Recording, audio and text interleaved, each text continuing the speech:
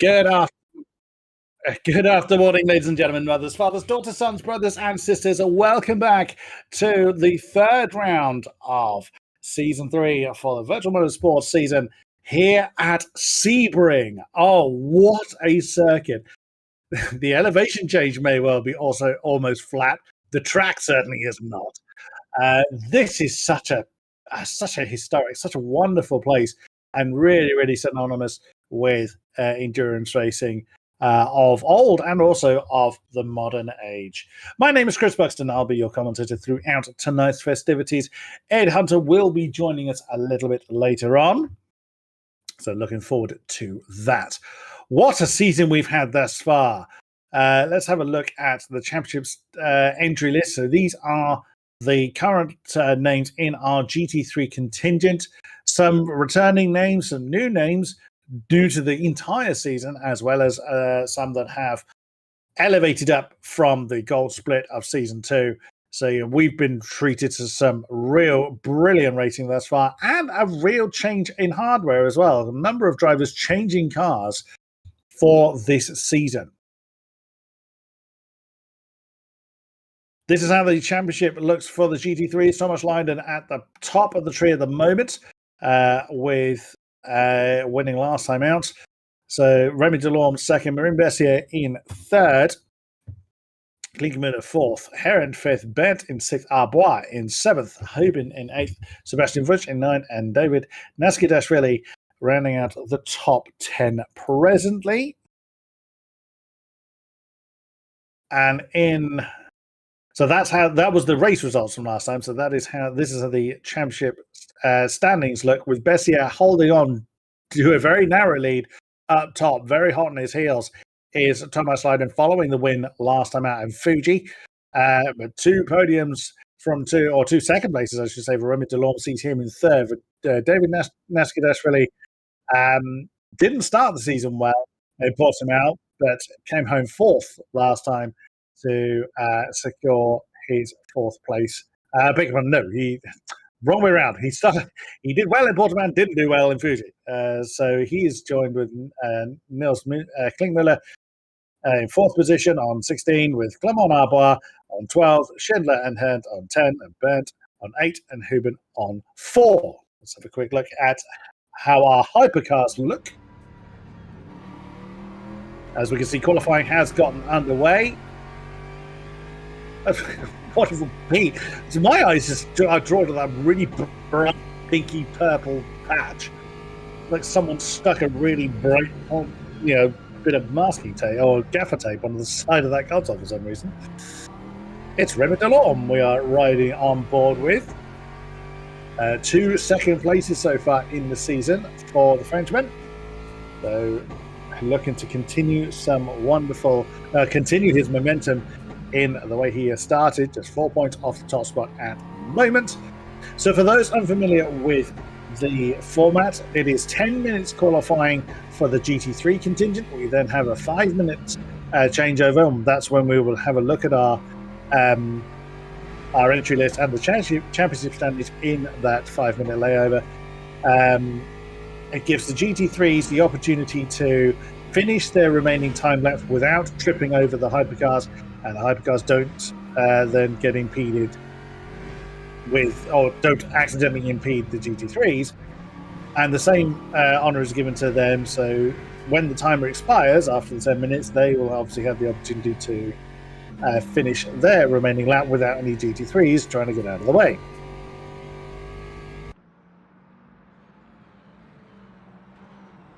Valentin Kalkov, another new name. That is such a bright livery.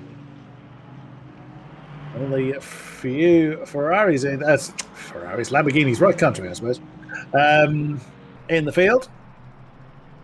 So Kalkov is first to get a time on the board, because these times are going to rapidly change. We have 14 GT3s with us tonight. Oh, Leon Bern showing how bumpy it gets there in turn 1. In the Porsche, 205.913, the current pole set by Kalkov. Great opening salvo there.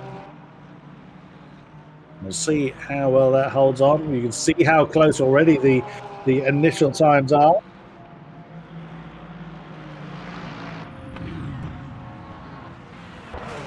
And there's Leon Bent in the Porsche. A couple of seconds off the overall pace so far.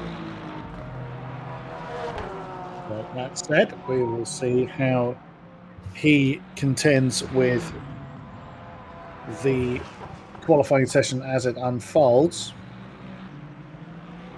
Purple sector 1 for the Porsche, but again, we can't look too closely at these times. Beg your pardon. Can't look too closely at these times yet. The 10-minute qualifying disappears very, very quickly, even at a familiar track such as Sebring. These guys will know Sebring very, very well. However, that said,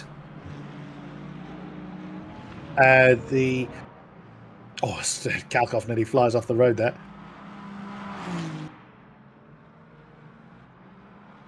I called that a Lamborghini. I was actually right first time. I said it and then questioned it. That prancing horse was very clear on that car. I got that Lamborghini. My apologies. It's going to be one of those nights, ladies and gentlemen. I apologize in advance. So, Kalkov making a statement of intent here. Can he maintain it? That's going to be the thing. Wasn't with us in Portimao and was towards the back. Doesn't improve on his pole time and then backs it into the wall. Oh, he gave the spectators there a souvenir. So the first times very much on the board as Alexis Hen has actually just taken. So Herent, beg your pardon, has just taken that top spot in the Aston Martin, that almost traditional blue and yellow livery on the Aston. 201.927. First time's getting into the sub 202s. It is a long lap. It doesn't look it when you look at the track map from an aerial view. But it is very, very twisty and very, very bumpy. Riding on board with our current pulsar, you'll get an idea of how bumpy this track is. I mean, it's a functional airport, so it was never originally built to cater this. But again, much like Silverstone in its original form, it wasn't. It was built for one purpose and reconditioned for another. I think I'm right in saying it's still a functional airport. So, yeah, I would imagine trying to keep it flat is quite a challenge. Oh, I would never grow tired of that growl. There's one thing LMU does very well with car noises. These GT machinery sounds very, very good. Good to see people in chat. Slicker Thingard, good to see you. I'm expecting you to be hot on my case for pointing out my commentary cock-ups. You're particularly sharp at that, sir, and I expect nothing less from you. Already misidentifying a Ferrari as a Lamborghini. I once accidentally identified a Ferrari as a Porsche, and one of my good friends is Italian. You can imagine how that conversation went. Oh, and here's Sunset Bend. It's one of the bumpiest parts of the second. There you go. That is not exaggerated. That is how bumpy that part of the course is. You really have got to flirt with death to get the best out of it.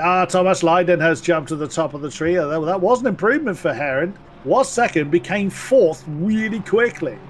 So Leiden, Huben, Delorme, Ren, and Bernd are your top five at the moment. There is Thomas Leiden in the Lexus. Stunning effort there.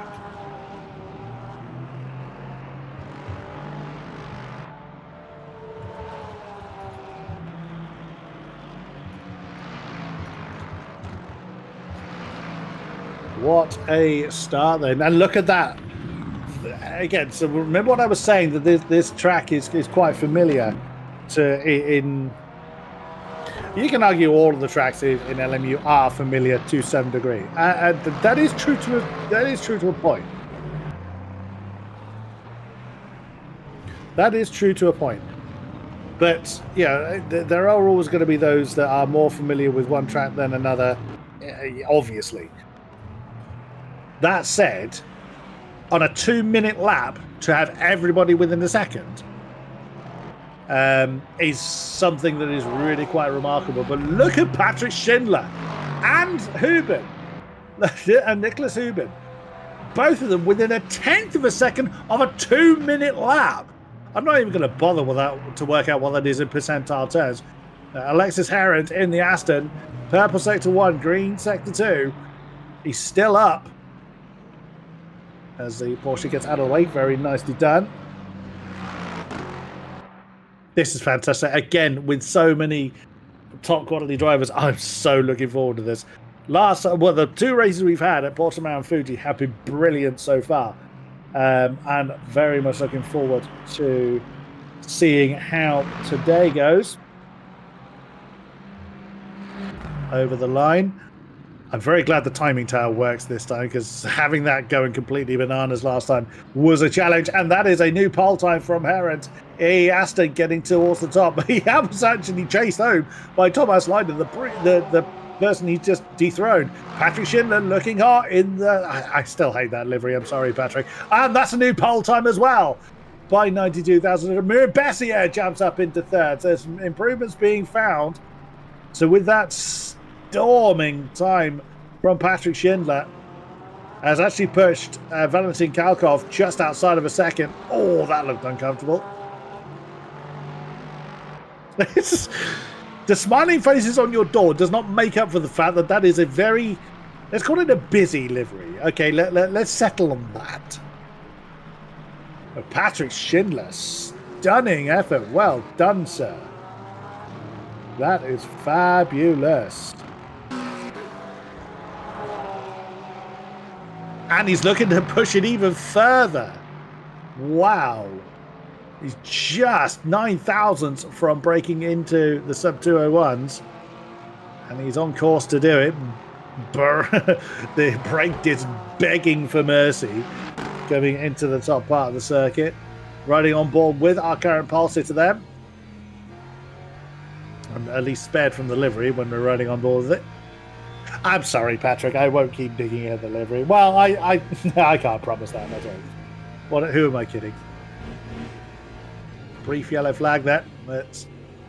That's nothing unusual. Oh, that would possibly be why someone taking a Fernando Alonso-esque parking spot.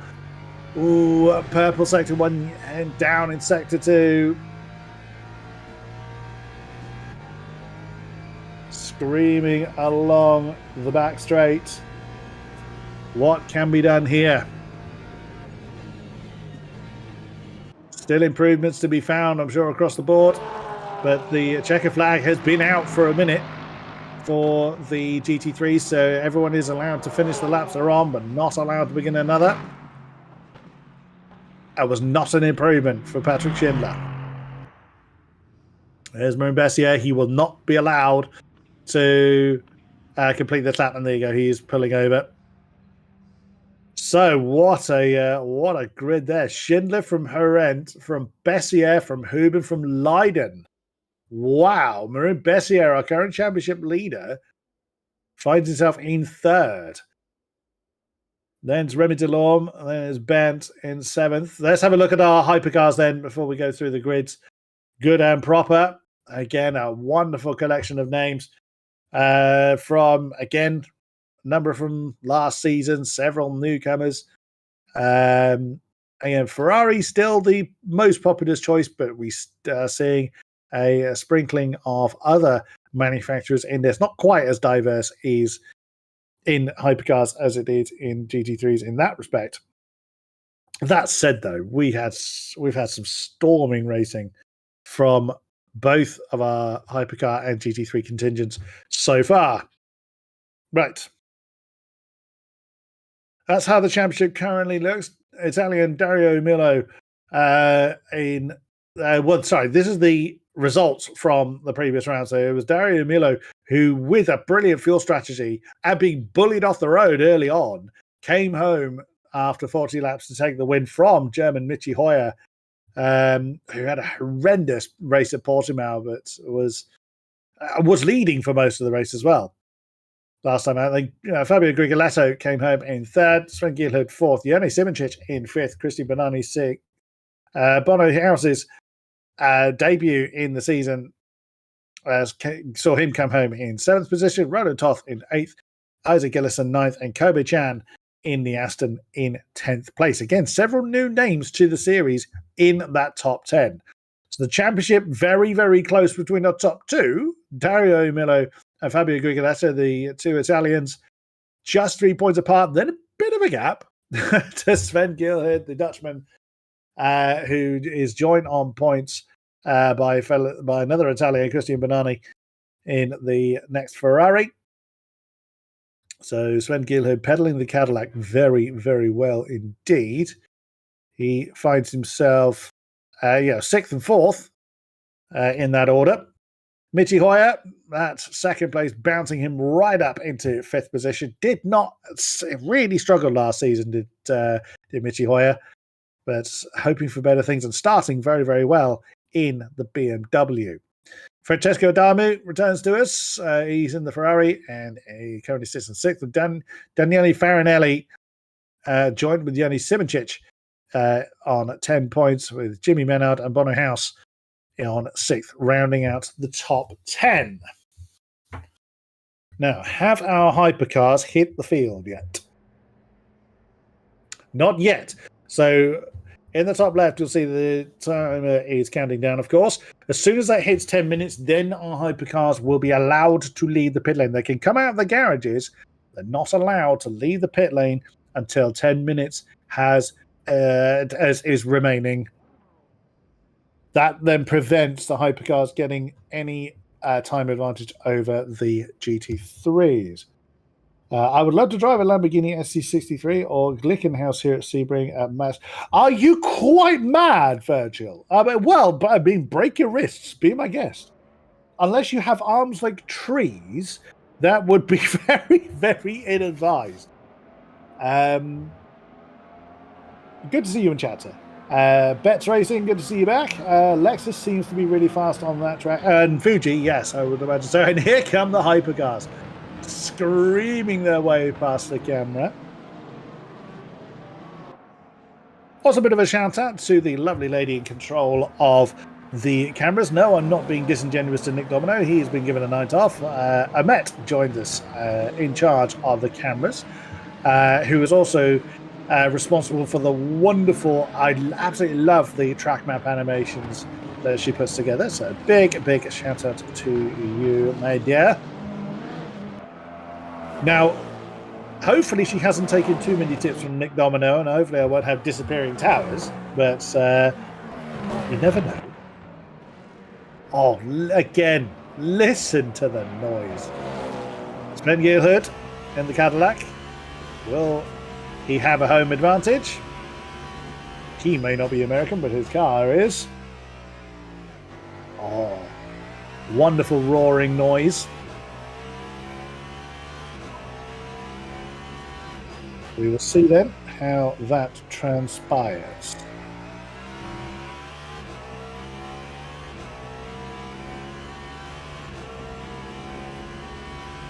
Now, I will say now, I am absolutely guaranteed to get my corner names wrong.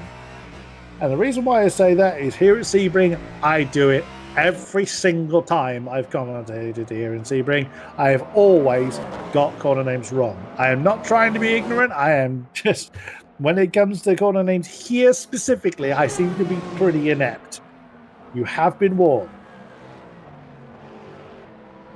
Right, Sven Gilherd bounces around the final corner.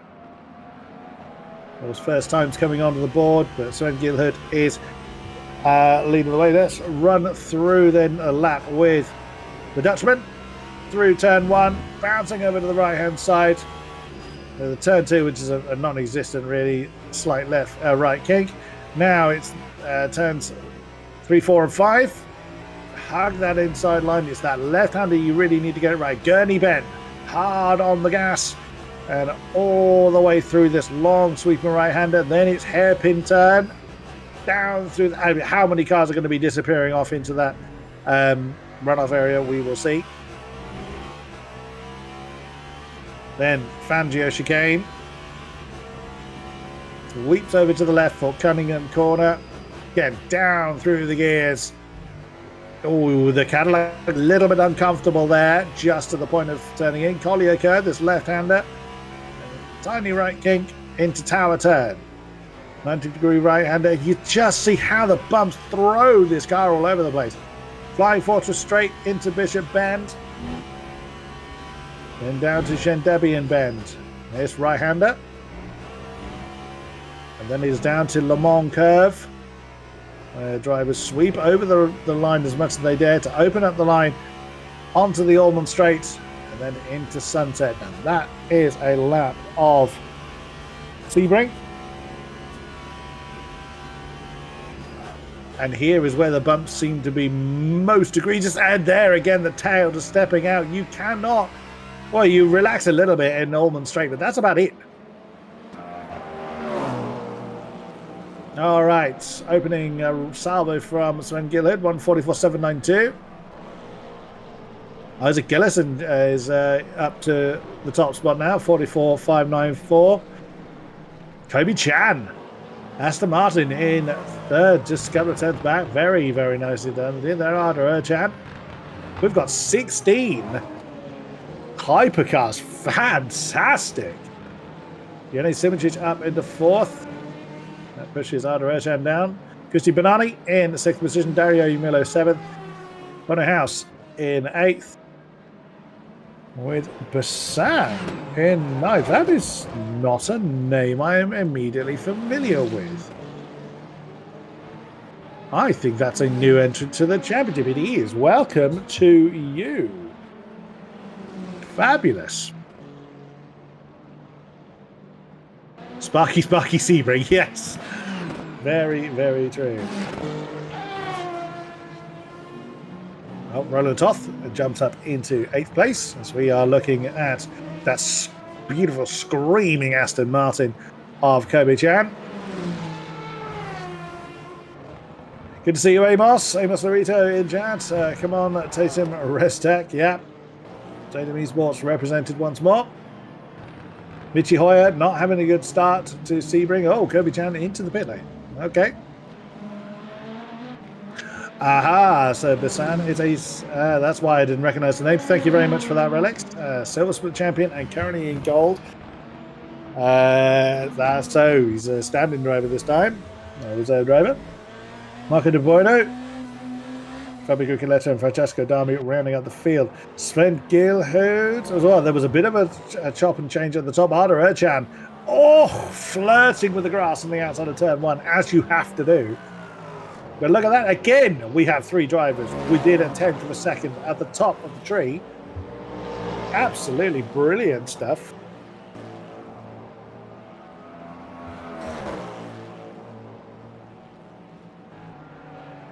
So we'll see, can Arda Erchan...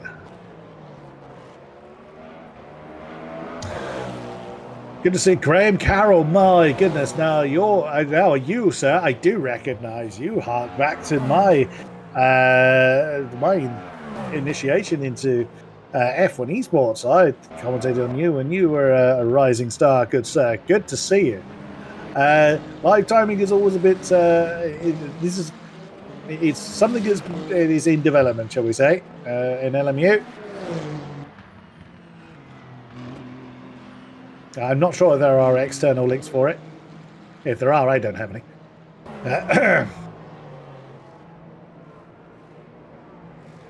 So we look at Arda Erchan once again, just dipping into the pit lane. Fabio Grigoletto jumps to the top of the tree now with a 44.525. Nicely done indeed. Currently sitting second in the championship is Grigoletto, behind his countryman who currently sits in 7th in this particular lineup. Arda Erchan bounces off the wall. Again, it's a tight turn, but you don't want to be introducing yourself to the wall.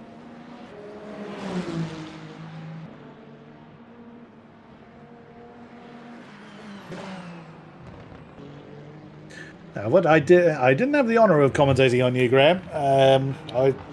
If I did, it was very, very rarely, and quite a long time ago. I hope you're well. I hope you're still racing.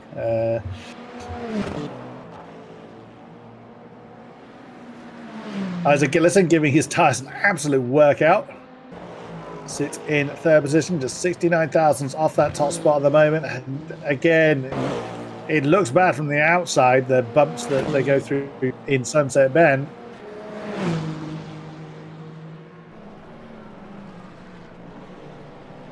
Oldfield separated by 1.6 seconds. The almost equal split, actually. Ooh, Gillison's flirting with the grass again on the outside of turn one.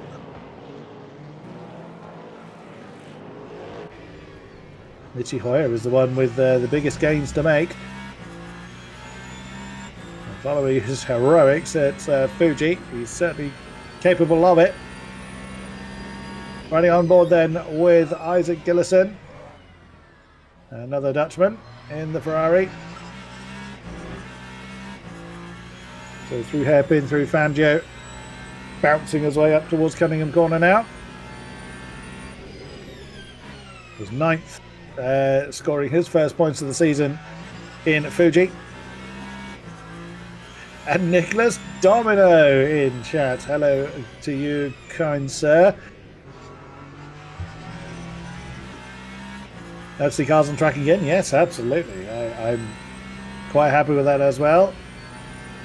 Oh, there's a purple sector 2 for Gilliston. It doesn't outdo the time he lost in the, well, compared to his best in sector 1.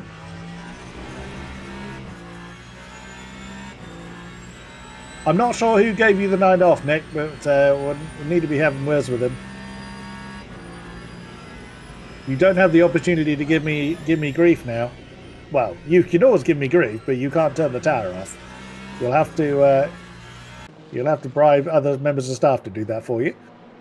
Does Gillison improve? Straight lines it to the line. Oh, 1,000th improvement in that final sector. But remains in third position. Checker flag is out, so Gillison can do no more. There is Michi Hoyer. So he has started a lap.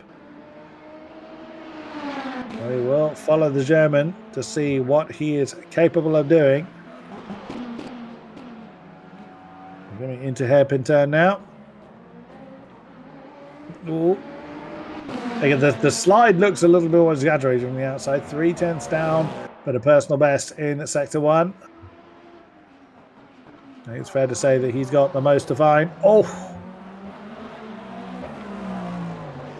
Again, a lot of cars looking very uncomfortable coming up to Cunningham Bend. Oh, happy birthday to Mom Domino. I think you told me that, actually. Now you've mentioned it, you did tell me last time. So, yes, I stand as forgotten again, or forgetting, I should say. That doesn't mean I'm not going to give you a hard time about it, Nick. I've got to get the jabs in where I can, as well you know.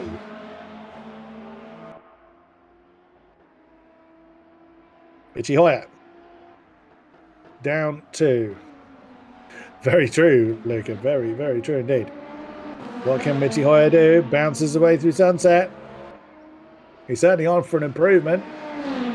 It's a 45.052. Bounces him up into 10th position. BMW not favouring him as much as they did at Fuji. Fuji, a very different circuit. But it's Sven Gielhard that gets that top spot. It's the Cadillac, the home car, the home manufacturer, that takes that top spot from Fabio Grigoletto. Oh, Sven Gielhard, very, very nice indeed. And he's half the point tally of Fabio Grigoletto thus far, so that'll be a real big boost for him. So Sven Gielhard then, Fabio Grigoletto, and Isaac Gillison, I beg your pardon. Brilliant effort from Isaac.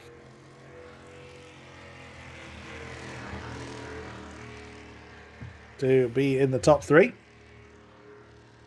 Arda Rachan in 4th with Bonner House up into 5th position currently. Yanin Simic will start from 6th place with Kobe Chan into Dario Imulo in 8th place. Oh my goodness me.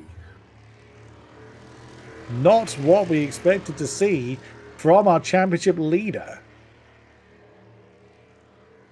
Christy Benani 9th, Michi Hoyer, as mentioned, in 10th position. We're still only just getting over half a second behind Sven Gilhood's amazing pole time. There's De Bono in 11th, Jimmy Menard in 12th, Francesco Adamu in 13th place, Roland Toth 14th, Daniele Farinelli really struggling this time in 15th with Bassan reserve driver for tonight. Okay, can be forgiven for being a little bit off the pace of the incredible platinum split drivers, but working his way through the field though from what I was informed earlier on. So let's have a look at qualifying then. So Patrick Schindler will be starting at the top. Alexis Harrant in second. This is our GT3s. Marin Bessier and Nicholas Huben will have row 2. Thomas Leiden and Remy Delorme on row 3. Leon Bent and Sebastian Wunsch row 4, with Niels Klinkmüller and Fabrice Sassavicny, which didn't really see Fabrice in the course of the qualifying, but those two round out row 5. Row 6, Mitchell Rodriguez. Did he stick with the McLaren, I wonder? Clement Arbois in 7th. William Giovannini, our gold split champion, and in 13th with Valentin Klinkhoff. Also joining us for this race in the Ferrari, have the final road to themselves. Hypercars, Sven Gilhood by 19 thousandths of a second. Bear in mind, it takes the average person a tenth of a second to blink. That tells you how close that is. Half a dozen pixels at best. Fabio Grigoletto joins him on the front row. Isaac Gillison and Arda Erchan on row 2. Bonnehaus and Yanni Simoncic on row 3. Kobe Chan and Dario Yumilo on row 4. Kirsty Benani and Michi Hoyer on row 5. We'll scroll on to the next part. We'll catch up with that in a little bit. So we go through, there it is. Marco De Bueno and Jimmy Menard have row 6. We're still not a second behind the leader yet. Francesco Adami and Ronan Toth on row 8. And the last two just over a second behind that stunning pole time set earlier on by Sven Gilhood. Right then, the rolling lap has begun. We are into the darkness. Not the band. We are into the dark hours here at Sebring. The short rolling lap. We're coming through sunset now. Tense time, 1 hour will be on the racing clock as soon as the green light is released. All the horses, all the rumbling from all these fine machines and drivers will be deployed. And we are racing here in Sebring. Oh, someone already squeezing this over the wall. Oh, that is close. I think that's Grigoletto, is it? That he's trying. No, sorry, that's Grigoletto on the inside. No, that's Arda Erchan that's at the start of the gods. Wow, then had a big old moment there. We've got a yellow flag a little bit further back. It was as you intend to get. Oh no, that thunderous start is undoing itself very badly. I think that's Arda Erchan that is now falling and getting very, very quickly at every rumble strip. Unfortunately, it is Arda Erchan that's starting well, but hasn't been able to maintain that momentum yet. Side by side with Yanni Simoncic coming down towards him. But able to come aside. But Sven Gilhood has managed to break away almost to the second for Fabio Grigoletto, who's got themselves another second and a bit over Isaac Gillison. Our GT3's leader is now Herod. That leads the way. Then Patrick Schindler, Marin Bessier in third. Nicholas Huben in fourth, and Thomas Leiden already 2 seconds behind the lead. Look at that. Alexis Herod in the Aston Martin, storming start. Oh, I will never grow tired of these engine notes. I really won't. Niklas Huben in the Mustang. Fabulous. Oops. Nudge there from Clement Arbois on to Michel Rodriguez in the McLaren. Right up there in the top 10. Fair play to you. Right, well, they're both leaders getting an absolutely cracking start. Both group leaders are a second ahead of their classes. Wow! That's been started very, very light. They've it's almost like they're managing to match each other relative to their classes. Oh, three-way argument! Oh my goodness! Marco De Bueno defending hard there. Oh no, that's Menard that's gone off and onto the grass. Oh goodness me! Sorry, Francisco Dami that was the defender there. Oh, wow, very out of shape. But Marco De Bueno. Here we see Thomas Leiden and Remy Delorme. Leiden in the Lexus, Delorme in the Aston. Very, very close there. Very camo-esque livery on Thomas Leiden's car. We've got a yellow flag out there somewhere. Let's go Race eSports, says Bets Racing 34. Yep, fair play to you. There's William Giovannini up to 10th place now with Fabrice Sasavechny right behind him. Oh, have we had trouble? Yes, we have. Is that De Bueno that's out? We didn't see what happened to Marco De Bueno. Let's see if we can catch up with that here in a bit. Victor Rodriguez with Clement Arbois all over his tail. Arbois is from the 7th in both races we've had thus far. And a great way to introduce yourself to the Platinum Split here in VMS. Absolutely amazing stuff, and glued to the back of that McLaren. Running on board then with the Aston. Track less about raw horsepower in most of the circuit than it is about vehicle stability. Oh, that's close! Hearts gold, Mercedes in the field. That is Sasavechny.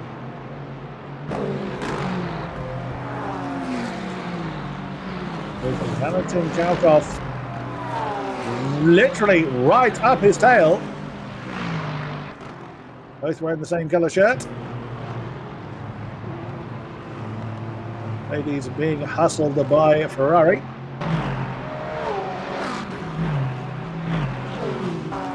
Just hear those wonderful, different, way each different engine sound has its own little unique aspect to it when you get those stationary cameras. Love it. All cameras are stationary, but you know what I mean, the ones that don't move.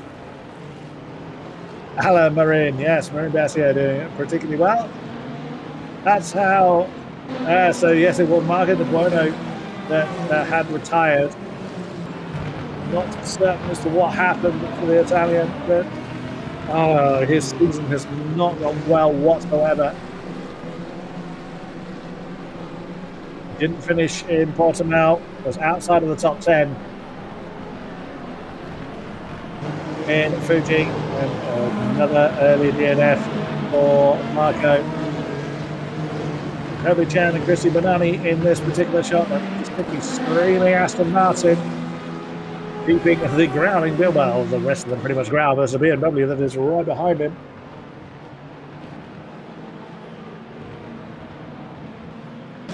Was Ferrari? I'm not so familiar with identifying the hypercars. I do apologise for that. I think it's actually a Ferrari that Bonanni is in. Towards the top though, Sven Gilhed. What a breakaway. No, he is in the Cadillac. He's one of very few runners of the Cadillac. He's indeed only one of two drivers running the Cadillac. Arda Erchan is the other, and Erchan's in 4th. So home advantage for the American brand. Boston Studio, I am not going to attempt to read that out. I shall not insult your language by trying to read that out, but I'm sure Marin Bassier is very, very appreciative of the support.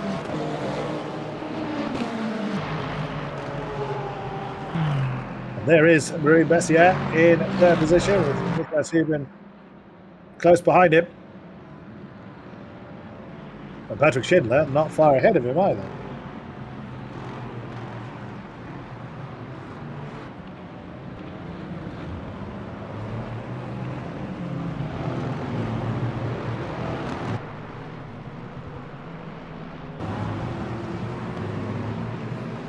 There is Mateo Rodriguez on the back of, so they have swapped round then, so come on, Arbois has gotten ahead of McLaren.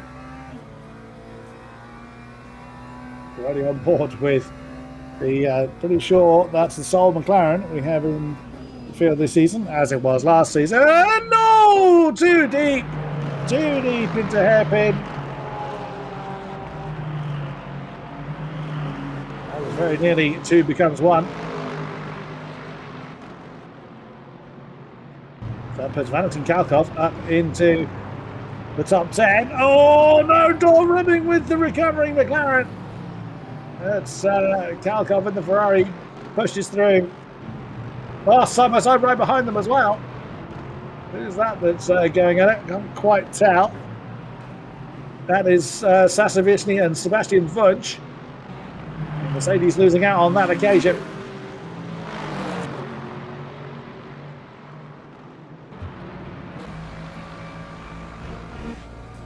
Very close one, yes, absolutely true there. Riding on board then with the growling. I would say, describe me various guys as growling. They all, vast majority of them growl, some of them scream. They just have slightly different modes between them. Oh, here's that is Benani and Adami. Oh, big slide there from Christy Benani, but it's just to keep his hypercar pointing the right way, and oh, that's a lag moment there for the Italian.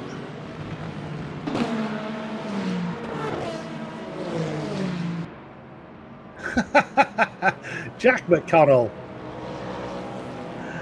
Oh dear, behave.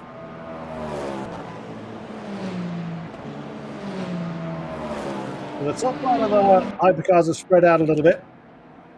Sven Gilhood getting a superb lead over the rest of the field thus far. That's not a huge amount. It's not an insurmountable lead by any stretch. Please organise a 40-plus lead. Now, I'm assuming you mean how many cars are involved, not the age of the drivers. I'd be eligible for a 40-plus league. That's probably not something I should boast about. There we go.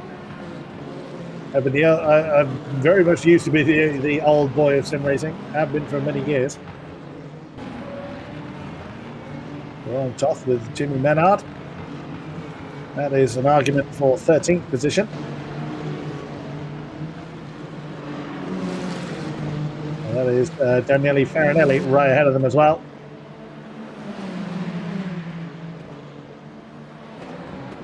You see that there's quite a lot of oh, we've got side by side again. That's Kalkov and Rodriguez. McLaren, the inside line, couldn't quite get that overlap done, but really hustling the silver champion. Valentin Kalkov doing what he can to keep that McLaren at bay. That is allowing Sebastian Wunsch and Fabrice Sasavicny to close in on them. Doesn't matter where you are in either one of our fields, unless you're in the top 3 of the hypercars, they've kind of spread out a little bit, but there's fights going on all over the place. That is what we would love to see.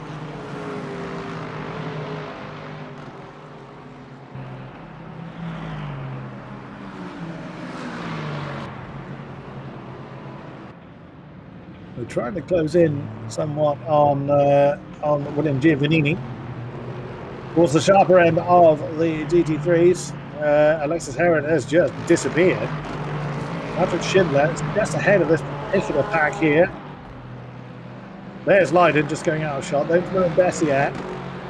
He's got that last podium spot. There's that fire-breathing Mustang right behind him of Nicholas Hubin. And Thomas Leiden, winner from last time out in Fuji in our GT3 contingent, right in that group as well.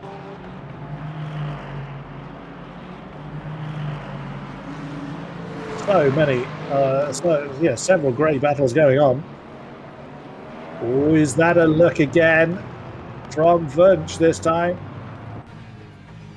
Michel Rodriguez not able to quite keep at the pace of Kalkov and the Ferrari ahead. Sebastian Wunsch trying to find his way through. Unfortunately didn't finish in Portimao. Did finish inside the top 10. It's in Fuji, did the German.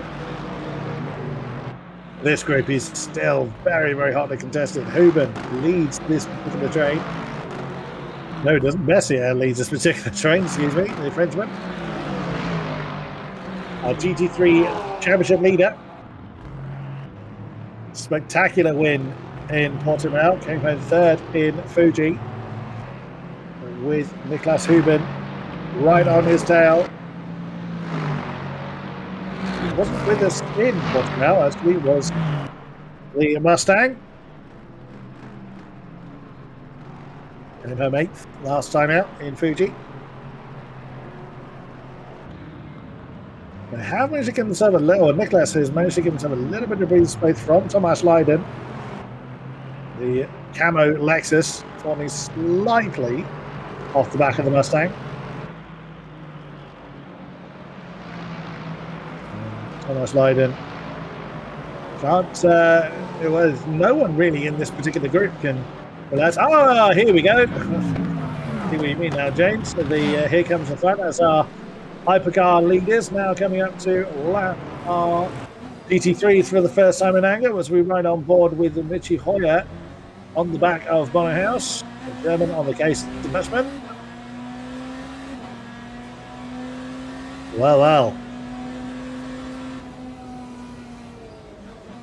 It's always quite a tense time for all concerned when there's lappery going on.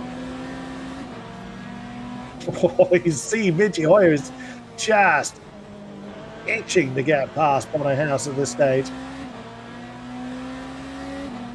Yet to just find that opening flash of the lights there. Oh, Bono, that was close. I think that was Thomas Leiden they just flown past.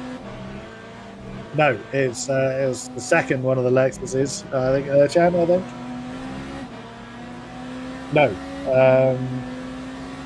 there's several of those Lexuses. Not sure which one it is. Oh, this is an opportunity for Michi Hoyer. Oh no, as he gets caught behind Niklas Huben. He's going to have to go the long way, but that is going to disadvantage him. Oh, that could have been somewhat nasty from Michi Hoyer. As he pulled out behind Bonnerhaus, he found his view completely obscured by Mustang.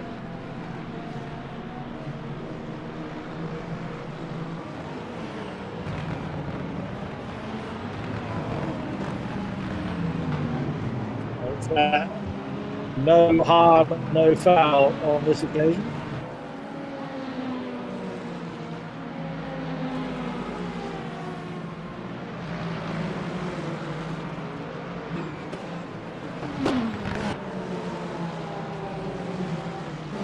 We look at Daniele Farinelli and Jimmy Miller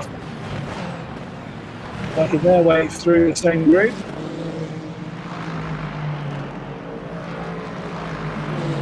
Everybody clench, and you got to think that because the ground is so bumpy, this is what they have to do. They have to just work their way through. Yeah, they just have to thread the needle and into, just diving into any gap they can find. Oh, Jimmy, that got close.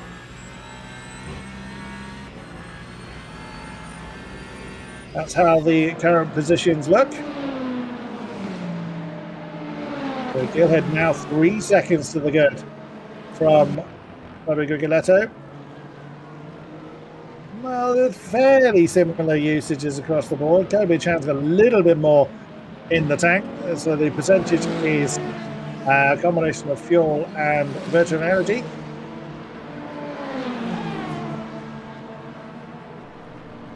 Michi Hoyer's used a little bit more than some others in his pursuit of Bonnerhaus.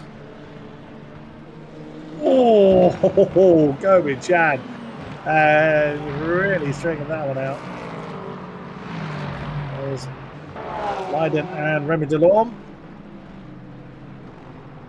Remy in the Aston, coming into turn one, trying to fend his way past the lead of the two camo Lexuses. As Thomas Lydon just tips us a couple of tires onto the dust. That is not going to help his cause.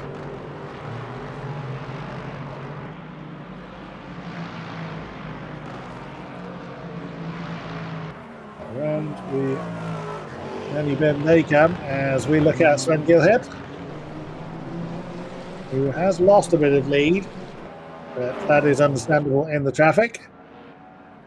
Sebring Grigoletto still keeping his eye on that tail fin of the Cadillac.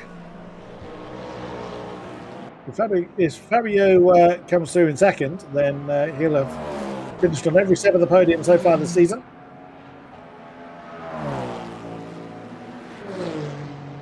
Now, what can Sven rebuild that lead?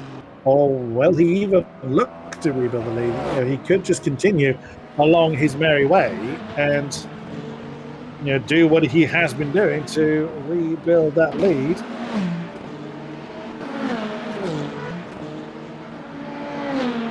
what he was able to do. Now I did hear somebody join me. Might that be Mr. Ed Hunter joining me in the box? It might be, yes. Can you hear me? Good day, sir. Good day. Yeah, there we go. So, sorry I'm late. It does seem like I've done slightly better than Luke Whitehead, who isn't here, but happy birthday to Luke Whitehead, we should say. Happy birthday. Happy birthday. I think it was yesterday or Friday, I can't remember which day, but I don't know how old he is, it's not my business, but I also had my birthday the week before as well, so it's nice to have a birthday buddy. So happy belated to you as well. Yeah.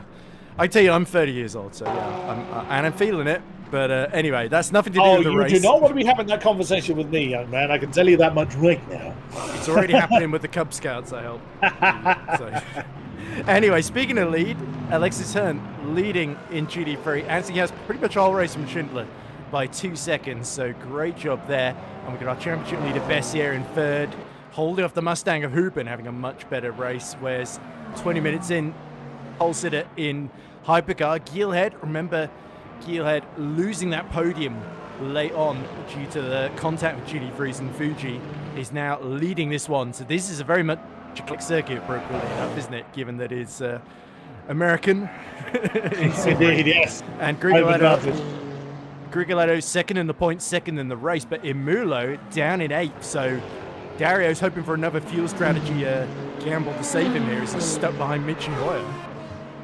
Yeah, it's not been. Oh, he didn't qualify well either, did Dario Milo. So, yeah, we'll see if he is able to regain any of that momentum. We have had a few retirements. Still only the one from Hypercar, Marco De Bono retiring on that one. Did see that we've lost a few of our GT3s again. Unfortunately, we didn't see what happened to those, so it's a bit unfortunate. But looking at Michi Hoyer, he was, last time we saw him, he was right at the back of Bono House. He has got a few car lengths between himself and the Ferrari now, but he's now got his mirrors completely full of the aforementioned Dario Mulo. Yep, and that's not exactly what he would have. Remember, Michi led so much of the race in Fuji, didn't he?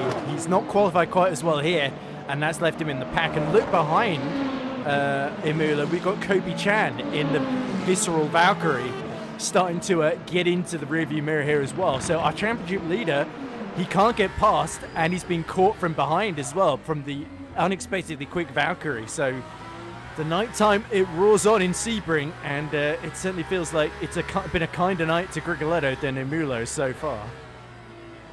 Yeah, absolutely true, but as has been the way all season thus far, no matter where you look, there are battles to be found. But Sven Gilhead, whatever secret he's kept to himself, he's used it well. It has, although it does look like that lead is starting to descend now. Perhaps his early strategy is starting to undo. Perhaps Fabio is starting to get their foot down. We will see.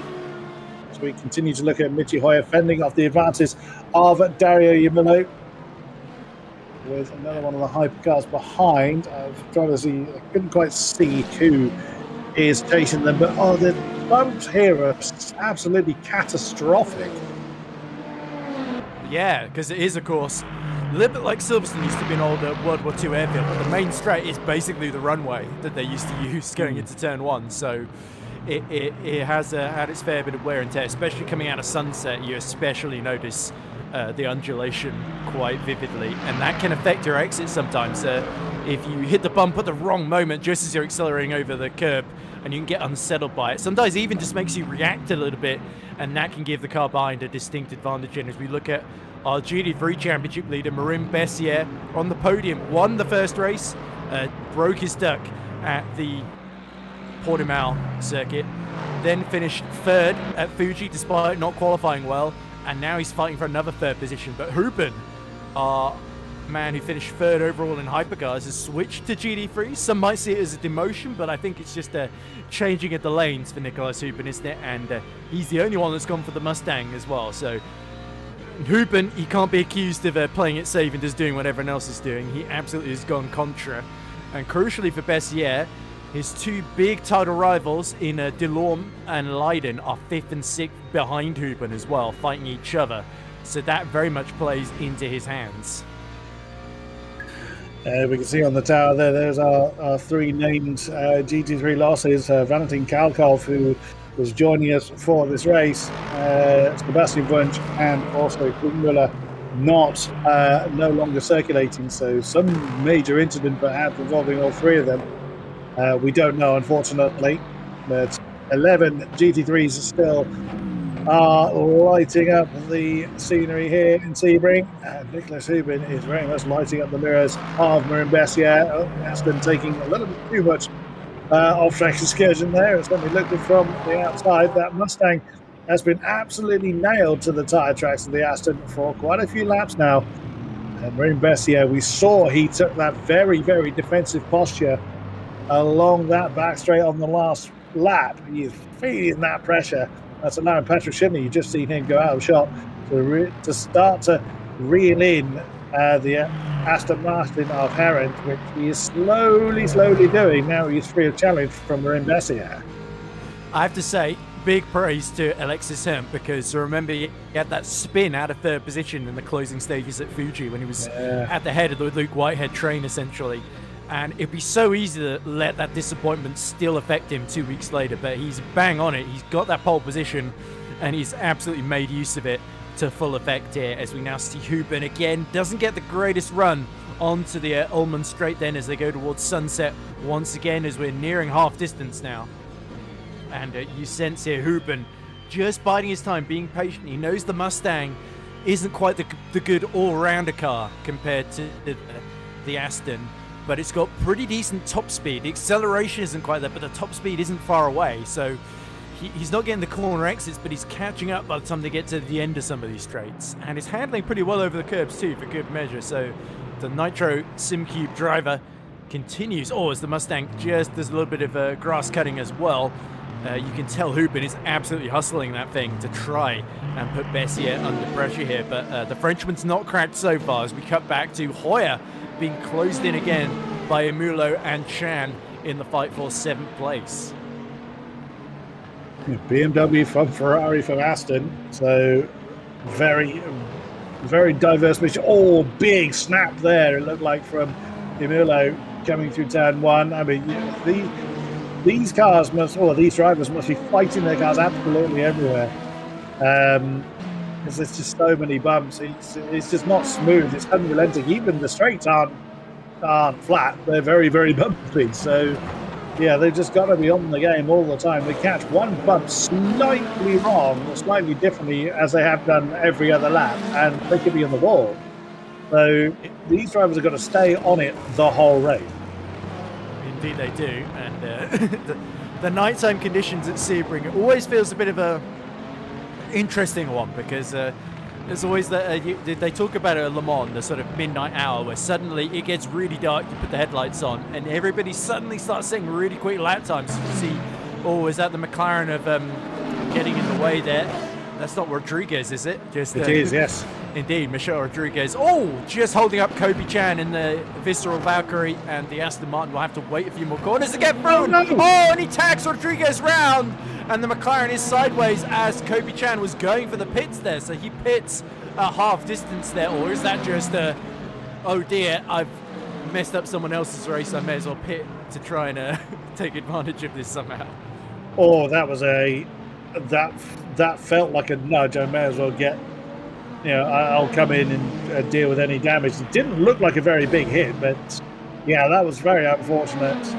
Kobe Chan was definitely through no fault of Michel Rodriguez, but yeah, Kobe Chan was definitely losing time behind the McLaren, and it was just very unfortunate. Both of them going with the same particular bit of real estate and not paying off. But this man has been in absolute control of the race thus far. Sven Gilhead, a big flash of light from Grigoletto, but Sven Gilhead was up to about 4 seconds at one point.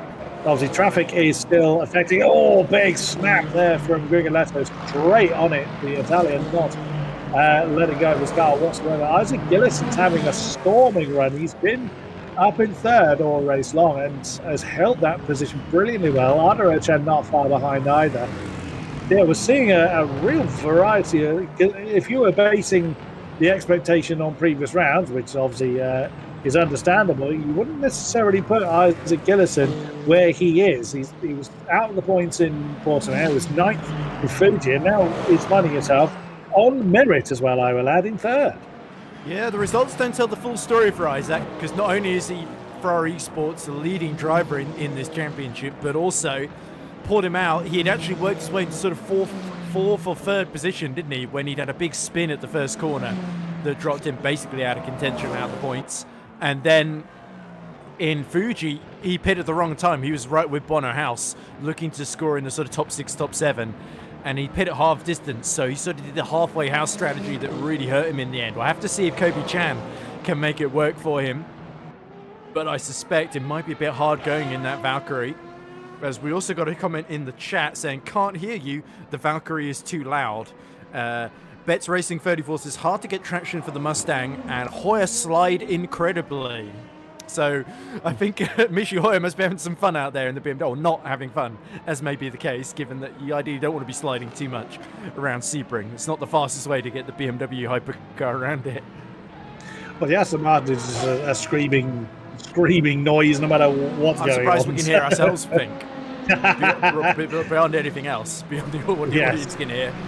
So true. I'll tell you what's interesting is we saw this in Fuji, didn't we? House versus Simoncic. Remember, there was that back marker, Sasavinsky, that got between them, and Simoncic made a brilliant move on Bono House. And now Bono House has slowly been catching Simoncic on a track that seems to suit the Ferrari a little bit better. Bono House wants revenge, and 5 FSR World Championships to 4 for Simoncic. You've got to think Bono is the man with the slightly bigger CV, and he wants that track position as well for good measure, and that 5th place that comes with it. Yeah, and he's piling on the pressure. I mean, what a house. Both of these drivers very, very experienced in the esports stratosphere, so they know exactly what to expect from each other and their relative machinery. That's Simoncic's proven time and again, he's not an easy man to pass. And Bono House is came home 7th last time and is looking to improve on that. So he's just holding off the back of the Slovenian at the moment, bouncing his way through the through sunsets. We have gone over the halfway stage. It's still, your surname has to start with G if you want a podium. So Gilhead from Grigoletto from Gillison, your top 3. Maybe that's what Arda Erchan's been doing wrong since he moved to Hypercar. But yeah, remember he had a really good race here last season as well. Erchan crashed out while fighting with James Baldwin, didn't he, at the first corner. So he'll be wanting to put that out of his mind. But yeah, Erchan, he's one of those drivers, always really there or thereabouts, and really, really consistent and impressive. So really good to see him running in P4 and keeping Gillison pretty honest at this phase as they both pull away from Simoncic and House. And Yerne is starting to get the elbows out on that BMW. You sense that Bono House, is he going to play the strategy game? Can you out Simoncic here and pit later than he can and do a shorter stop? Or do you go for the undercut in his later phases and get that clear bit of track? Because the traffic is going to play a massive part in how all these little battles filter out here, especially in Hypercar, where they're the fastest class. Only time will tell on that one. As we look at the 2 camo coloured cars, the Lexus and the Porsche, Leiden, who's Thomas Leiden fallen out of the top 5. I did see someone comment on that earlier. Thomas Leiden out of the top 5 now. He's been overtaken by Remy Delorme in the course of the race. Leon Bent in his tyre tracks in the similar coloured shirt. Yeah, it's interesting to see the Lexus not as strong here as it was at Fuji, and it's been caught by the Porsche of all things. But that highlights that Leon Byrne is doing a very, very tidy job, despite I mean, he's got the matching livery to prove it as well to the Lexus. Yeah. So I would assume they're both teammates. I'd have to look up what team Leiden and Byrne both drive for. Let me have a look. I think Leon is, Silent T, Leon Byrne, drive for the B Alien GG team, isn't he? So I imagine that's their livery. Indeed, I don't see the SimCube B Alien GG. There we go. Okay, gotcha. So they remain as they are then for another day. You've just seen Delorme go out of shot, then Leiden, then Byrne. The brake disc, the brake disc aren't getting quite as hot with it being now night time here in virtual America. I'm also keeping an eye on that lead gap. It is still fluctuating, still hovering around about 2 seconds or just over. Oh, we have a yellow flag somewhere. We have a yellow somewhere. One of the hypercars, I think, was going a bit slowly just in the front. Oh, it might have been Jimmy Menard having a little wobble there down in P11. We've not seen a lot of it, but there's been a bit of a big fight. As you see Roland Toff now catching him. But yeah, there's been a big fight just outside the top 10, I think, in hypercars. We did actually see, of course, Marco De Bono, whose bad luck continues, retiring early on. He's the sole hypercar retirement. And you got a feel for Marco a little bit because ever since finishing on the podium and failing post-race scrutineering at Portimao, his season has pretty much everything that can go wrong has gone wrong for him, regardless of seemingly what happens on track. Yeah, so very true. It's just a name you don't expect to see struggling so much at the back, but that is the nature of motor racing, even if... He's sort of had a Luke Whitehead season so far, isn't he? Well, yeah, it's an interesting way of putting it. I'm sure Luke won't thank you for that, but yeah, that's very true. It's the results aren't showing the potential. But we will see how the season transpires. Still plenty of racing still to enjoy as we look at the questionable livery from Patrick Schindler. There's nothing questionable about his performance, though. He's been doing what he can to reel in that Aston. He's been staring at the back of it for quite a while. It's very slowly he has been reading in the Aston Martin of Hernt, but again, just it's patience, isn't it? It's not overdriving the car. You think you can close in that a little bit more, and then you chuck it off the road, and all that hard work's gone. So patience is prevailing in our GT3.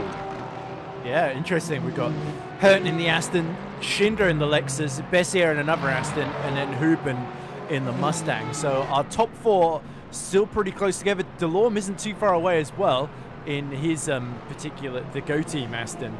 But quite a variety of manufacturers all fighting each other, including, of course, the Porsche, keeping Thomas Leiden very, very honest indeed. As we see Kobe Chan comes through to lap them again. And I think Chan is trying to make his way past Christian Benani, who, remember, got the order last time. As Grigoletto pits from second in Hypercar with 24 minutes to go. So this is an aggressive strategy from Grigoletto. Has he used a lot of virtual energy in the first stint? And remember, he picked quite early on in last season's race here that he went on to win as well. So it could be that Grigoletto has got a brilliant strategy in mind here, but this potentially could put him out into a bit of traffic that he doesn't want to have to deal with. It'll be, with the amount of cars we've got, it's difficult to find a spot that doesn't have traffic in it, in fairness. But yeah, Kobe Chan is reeled in Christian Benani. Both of them have pitted. Now Grigoletto doing his pit stop, rolling once again. A pretty short stop for him.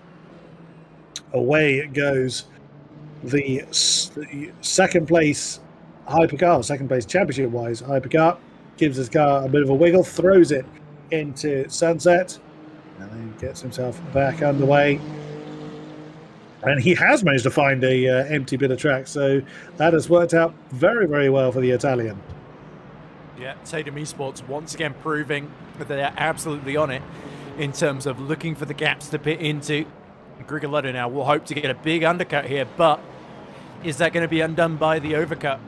It must be said, since sealing that championship last season, really the back end of last season, Grigolotto has just seemed loads more confident. Remember when he was in his first season, he was sort of the up-and-comer that had moved over from the F1 games, and we weren't quite sure how exactly he was going to get on, and he had these blistering. I remember him going side by side with Davin Rocek in the pouring rain here in the first season, and having that great fight for third place. Even though I think Rocek did hold on to it in the end, Grigolotto made a sort of big statement. I think actually Grigolotto did finish on the podium that day, and that was his first podium, and he's come quite a way since. So everyone is sort of going to be looking in their mirrors at that number one and hoping they don't see him coasting up to the back of them when they pit. So, yeah, Grigolotto is taking the fight to Geelhead here, and to be fair, he wasn't really catching him beforehand, so he was sort of out of options if he wanted to fight the Cadillac, wasn't he? It's now we see traffic for Geelhead, so that tells us exactly why Grigolotto pit when he did. Well, indeed, and that slight hold up there for Geelhead could be the difference. All depending on how his stop goes. They will have, they're not mandated to stop by regulation. It is done so more with fuel tank. They will all have to come in at some stage. Roland Toth is in as well, doing what he needs to do. When they pit is entirely up to them, but they must not run their virtual energy down to nothing. They are penalised if they do. Flash of the lights there from Kobe Chan. Interesting. Yeah, he's got a lot more grunt down the straights in that Valkyrie than the Ferrari in front of him. So yeah, Banani under a bit of pressure here. Could also be that Chan had a longer stop to change tyres, although I suspect everybody, because he pit at half distance, of course, so it would sort of make sense if you've got another half the race to go, that you want that little bit of advantage, even if you're a bit further down the pack. But yeah, it does look like Chan, as he goes in the grass, is getting a bit frustrated here behind number 45. I don't think Banani and Imulo are going to be able to do their fuel saving like they did, as we see Simicic pit in now as well. So that releases Bono House and Michi Hoyer. So key times for the RAF eSports driver, the man who's finished second in Hypercar, I think 2 seasons running. He's not had a brilliant start to the season, not scoring in the first race after being taken out, as we see a few more stops for Adamu and Menard. But Simicic recovering well in this particular race. Yeah, the pit lane starting to get a bit more lively now as we look at the 499 car of that was Mattia Bassan, who has joined us for this particular race. Well, he's another guy fitting in from the gold split, essentially. Yes, as there we see the number 499 going through, creatively titled just after the car name. So Grigolotto is now ahead of Simicic by 1.7 seconds. That's a lot closer than it was. So that is absolutely fascinating to me, as now we see that is Imulo, I think. Yeah, it's always hard to even tell these Tatum eSports cars apart from a distance, as out comes Adamu in 11th then. So Adamu is another one with a big, nice, clean bit of track in front of him. But yeah, Grigolotto about 8 seconds behind Bassan, his teammate, who shouldn't put up too much of a big fight. But then there's that 35-second gap to all the people who haven't pit yet. That's really, now is when things really start to shuffle up. 2/3 race distance has elapsed. Now is when pit stops will shuffle up. Have people played their strategy right? Look at Erchan and Gillison. I think Erchan's gotten past for P2. He has indeed. Well, Gillison's in, so. Well, that would explain. Yeah, so. Yeah, that's how that was happening. But yeah, Isaac Gillison has been running in third for most of the race. In is Hoyer, in is Imulo as well. So plenty of hypercar pit stops still to do. This Hoyer being chased by, chased as much as you do in a pit lane by Dario Imulo. Yeah, still he's been chasing him pretty much all night, hasn't he? All night, yeah, that's also true. So yeah, the GT3 is still yet to grace the pit lane.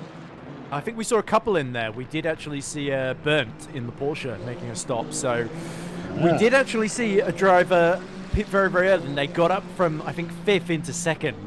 I think it was Andonovsky who did that strategy last season in Platinum Split. As we see, out comes Leon Burnt in 10th position. And there is Remy Delorme, who has stealthily had a very quiet race. Him and Leiden have been catching up to the back of that is Huben just in front of them in the Mustang. So yeah, there's every chance this podium battle, our top four have all been fairly close together throughout the race, and now this is crunch time because it is Burton that's pulled the trigger and pit first, but these guys are all running till the fuel tank goes empty, essentially, to try and get as long in as possible so they can have as shorter stops as possible and overcut everybody else. Yellow flag out. Someone's had a trouble somewhere. Not 100% sure who. Rigoletto. Is that Farinelli? Well, Farinelli, beg your pardon. Oh dear. It's... No, it is Grigoletto. No, okay, it is. so the It's reigning not champion's champion. gone straight on at turn 1 and rejoins. That's cost him a bit of time there and let Farinelli through. Has it let Simic through as well? Well, not sure how long he was in that particular spot for over there at turn 1, but bearing in mind how quickly he would have arrived there, yes, that could be quite an uncomfortable amount of time that our champion has lost. Unfortunately, we don't have replays, do we? So difficult to tell without that. But yeah, I think we are seeing GD3 order has closed up a bit. I think Hurton has started to slow up his pace and is being caught by Schindler now as we get towards the pit stop phase. But yeah, be interested to see what the hypercar order is now as Grigoletto sets about catching back up to Farinelli. So I think Simic is 8th, and then it's the people who have him pit now. So Yerne all of a sudden sees the road open up in front of him, essentially, through that mistake. As there we go, there's Banani and Chan. This is that early stop for Chan has really hurt his race ever since hitting Rodriguez. He is just end up stuck behind, hasn't he? And Banani has defended incredibly well, to his credit. Yeah, we go. So Simic is 6th, Hoyer is 7th, and I think Gillison is the highest of those who's pit, unsurprisingly. So yeah, Jonas Simic just held position over Hoyer. Imulo is up to 8th ahead of Grigoletto, crucially. So I think Adamu, I think Farinelli has pit himself because he hadn't made his stop yet. As now we see Chan again getting very close to the back of Banani. He's looking a bit impatient here, and the fact that they've got Adamu right in front of them now as well, if I'm not mistaken, or one of the Tatum cars, that's a bit distracting, and that could open the door for Kobe Chan as he goes up the inside into turn 1, side by side with Banani, and Chan is going to get the inside for free if he brakes late enough. He does brake late enough. The Visceral Valkyrie vaults his way through, and Banani has to back out, nearly hits him as they go through the middle chicane there and back on the run towards the hairpin. And that, ladies and gentlemen, is what determination looks like. That is Kobe Chan, our Hong Kong driver, has been really fighting that position for so very long. That is Adamu that he now facing, so it's another potential position game for Kobe Chan that could put him back inside the top 10. But what might have been, he was well inside the top 10 before that coming together with it was Rodriguez, wasn't it, in the McLaren. So a great shame for him, but still pressing on, has not given up whatsoever. That's how the pit stops are looking for our hypercars. Bassan is now in, so it is just our top 4 yet to see the pit lane for hypercars. There he is, Matteo Bassan in the Ferrari. So he's going to give 6th position back to Michi Hoyer. Yeah, I'll tell you what's interesting though. We are almost certainly now going to see a fight between Grigoletto and Imulo, because Grigoletto is lighting up the timing screens. He's gone from about 5 seconds behind to about 4 seconds behind. So, yeah, Dario Imulo, maybe our championship leaders, may have been given a bit of a saving grace by Grigoletto's mistake there, but Fabio Grigoletto is not the giving up kind. So we could be in for Portimao Part 2 here. Oh, yes, please. That was such an incredible finish to that race. Brief yellow flag there. So someone's exploring the American Real Estate. Our leader is in. So for a while, our Cadillacs were running 1-2. There's one thing I hadn't pointed out.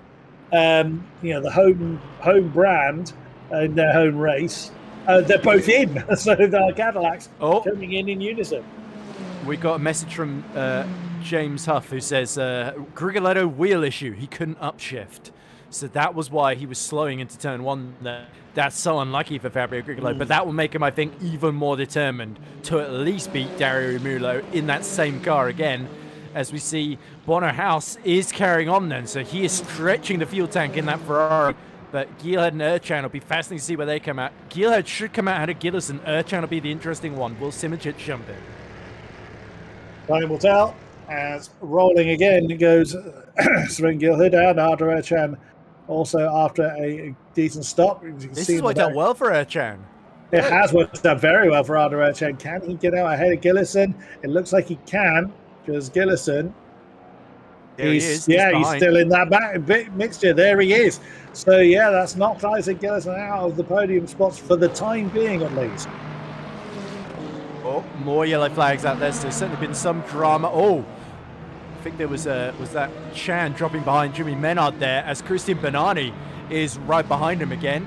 So I think there's been some issue there for Kobe Chan after his brilliant overtake earlier. And remember, he hasn't got any battery to play with or any hybrid whatsoever. He's just got pure grunt and a bit of racing skills to get him through and make up these positions. As we see Alexis Hurt and Remy Delorme, Delorme and Arbois, sorry, in the pit lane along with Rodriguez here.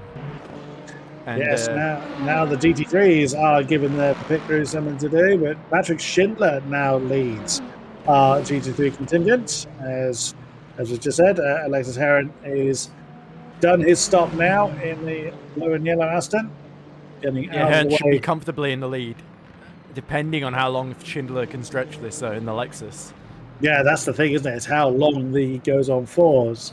He bounces out of the way of Matteo Bessan. How long is he going to be able to stretch that out once these two still are locked in battle? And Marin Bessier and Niklas Huben have been glued together all race long.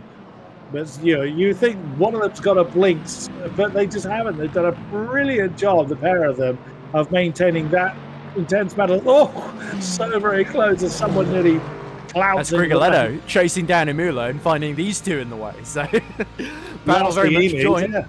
Yeah, and now Niklas Hupen, who has been challenging Bessier for pretty much most of the race. They're both pit at the same time as the Schindler. There we go. So they could not. Oh, and Hupen nearly hits the back of the championship leader there. So he certainly was taking it late on the brakes into the pit lane entry there. And you would expect Giovannini is going to be in a similar position on field, so he surely got to come in. So that should allow Hunt back into the lead. But where these guys are going to filter out relative to him and Remy Delorme? Oh, a bit of a movement in the pit lane there for Bessier. And see if that's there is Giovannini, gold champion, our gold split champion from last season. And where is Heron? He's just coming on to the Allman Straight, so it's all going to be down. As Schindler is on the move, Schindler is coming out. Where is the Aston in comparison? Oh, he didn't do it. Patrick Schindler. Well, he'd been a good couple of seconds behind the Aston for quite a long time, and now it's Heron that has to do the chasing. And Huben's ahead of Bessier as well. Yeah, Huben had a quicker stop then. So either Bessier went long in his marks, or one of them has changed tyres and the other is stuck with it. But yeah, that is Patrick Schindler showing why he's the reigning champion in the GT3 Platinum Split there by strategically outthinking Alexis Hunt and sneaking his way through by that later stop, putting in less fuel and overcutting him in the pits there. So Hunt just could not get the fuel to last any longer, and that has been his undoing there. But the race is not over yet. Schindler cannot afford to be complacent here, because Alexis Hunt is going to be more determined than ever to get back through. Meanwhile, our hypercars, surely they must be nearing the end of their strategies as well. Look at this, Grigoletto right behind Imula, and this is the fight for the championship lead. It is. You wouldn't imagine so, as they're in 7th and 8th, but it is indeed. Their countrymen once again joined in battle. Oh, Grigoletto was certainly showing determination there, and Dario Mulo was not allowing that to happen. Oh, this is going to go on to the flag, isn't it? This is absolutely superb. They're one winner piece in the championship so far. They're not looking to continue the winning streak. I mean, right now, that's pretty irrelevant. They are just locked in this fascinating battle. They've got a 20-point advantage. Oh, no! Oh, locks up coming out of the second turn. Oh, no. I'll take the commentator's curse for that one. The Veloci driver hits the wall Oh, I imagine there's a lot of Italian bad language going on in that cockpit. Yeah, well, joy for one Italian and despair for another, as Dario Muller goes from winning 2 weeks ago at Fuji to backing it into the wall under pressure from Grigoletto, a position he almost didn't expect to be in, essentially, because of Grigoletto having that wheel issue. But yeah, Grigoletto sort of gifted a place there, and now free to chase back after Michi Hoyer. Meanwhile, not only have we got Adamu, our hypercar gold split champion, closing on the wounded-looking Dario Muller, maybe wounded pride more than anything else, but we've also got Simičić closing on Bono House again. So House has gotten through in the pit stops, but now Yerne wants revenge once again. Yeah, Bono House really making a statement in this championship. We sadly we didn't see him in Portimao. We knew he wasn't going to be able Gillison to make that is race right in front of them too. So yeah, it's a three-way fight for third.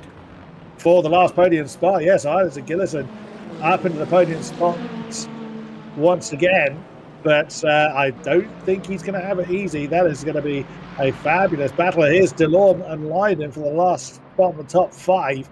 The Aston versus the Lexus, and that is, you can quite see who that was ahead of Remy Delorme. It's got to be Bessier, isn't it, our championship leader?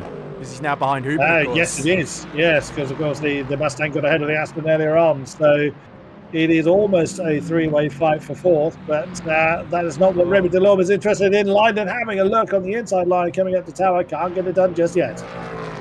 Yeah, it's fascinating. These two were 1 and 2 last race. Now they're fighting over 5th position with each other, but Thomas Leiden has come alive in this final phase, hasn't he? Because he was looking like he was going to fall into clutches of Burnt. Now he's 7 seconds clear of him and giving Remy Delorme a massive migraine here that he doesn't really need. He can't fight Bessier for the championship lead because he's got Leiden, the other championship contender, nipping at his heels in that resurgent-looking Lexus. So this last stint has been brilliant for the Lexus cars, hasn't it? Because Schindler's taken the lead with that brilliant strategy call, and Leiden's found himself well in the mix here with a brilliant chance to pass Delorme and potentially Bessier as well. Thank you very much for that, James. Glad someone's doing the maths. As it stands at the moment in our hypercars, Dario 47, Sven 46, Dario 47, Fabio 46, and Sven 45 as Leiden goes to the inside line, coming up towards. Oh, did he hit the wall? He might have just managed to get away with it, but they're still side by side. I think he had to get out of that to avoid hitting the wall. No impact between the two cars, though, as here comes Gilhead, here comes Sven. Oh, great effort by Leiden, but didn't come off as they let the race leader through. Yeah, that's tricky for Leiden because he'd love to dive up the inside, but of course they had to leave a bit of space just to let Sven Gilhead through, because the last thing they want is to take out the race leader, Anna Mann, who's slowly stealthing his way into championship contention with this win. Amazing to think that in every race so far, it looks like we're going to have different winners then. If any of our top 3 win in either class in this one, it's going to be 3 from 3, I think. And look at this, Grigoletto now has caught up to Hoyer already. He is absolutely flying. And as I said, this is why he's already champion, but not when he runs over the grass like that. My goodness me, giving himself, Hoyer, and me a big fright. Yeah, there's a very heavy right foot going on in that Ferrari for Grigoletto, trying to make up for lost time due to that technical problem. But right on the back of Michi Hoyer. I mean, Hoyer has seen the podium this season, did not have a good season last time out.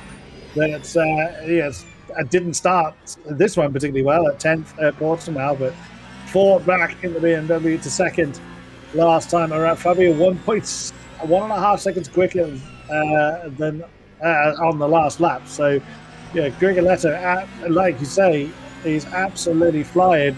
Michi Hoyer is going to have a very tough time keeping all those Italian horses behind him.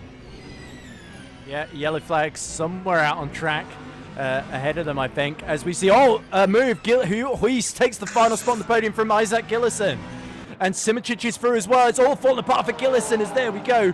5th place battle getting right out of the way there. Round the outside is that Isaac Gillison desperately trying to hold on and keep Simičić, but it's too late. They've both gone up the inside of him before Sunset Bend, and Gillison has been shuffled out after a brilliant race down to 5th position, but Simic isn't done yet. He wants to go at Bono House. These two titans going wheel to wheel once more, and this is fabulous stuff. You don't really know where to look. Hoyer versus Grigoletto or Simic versus House.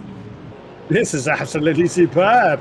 In the dying stages of the race, we've only got a few laps left, less than 4 minutes to go, and it is just as lively as ever. So Bono House, missing the first race, is looking at a potential podium this time, but can he do it though? Can he hold on? He's certainly got the ability to. Oh, that's a big move from Gillison.